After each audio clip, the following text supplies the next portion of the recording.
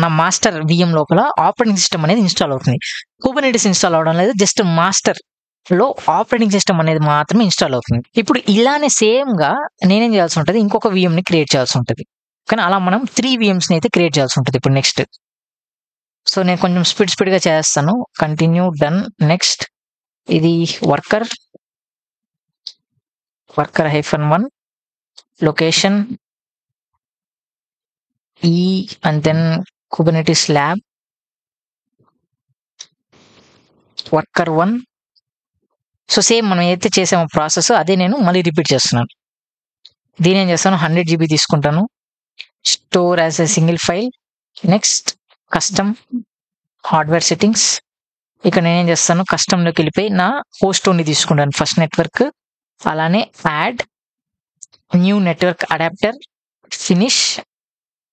And then నా సెకండ్‌ది వచ్చేసి కస్టమ్‌లోకి వెళ్ళి నా కస్టమ్ నాట్‌ని అయితే నేనైతే సెలెక్ట్ అయితే చేస్తాను. దాని తర్వాత క్లోజ్, ఫినిష్. ఇప్పుడు నా కొత్త వర్కర్ VM అయితే క్రియేట్ అయితే అయిపోయింది. సో మళ్ళీ ఇక్కడ కూడా ఎంటర్.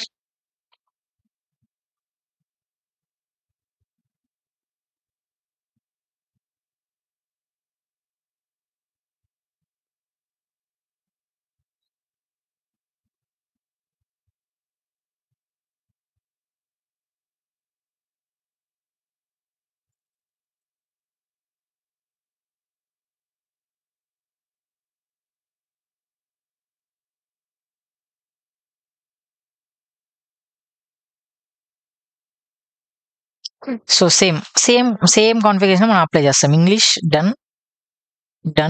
అండ్ దెన్ ఇక్కడ మనం DHCP నుంచి నేను నా స్టాటిక్‌గా మార్చాలి. ఈసారి వర్కర్ 1కి IP ఏమొచ్చింది, 10.1.1.3 వచ్చింది. ఓకే, దాని తర్వాత నేను ఏం చేస్తాను, enter, edit IPv4.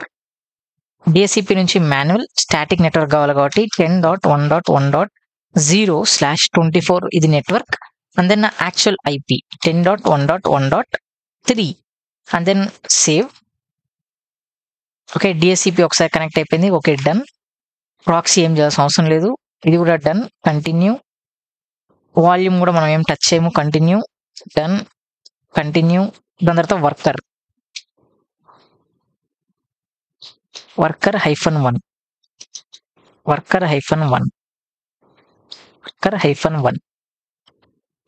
-1 sorry password ఇది.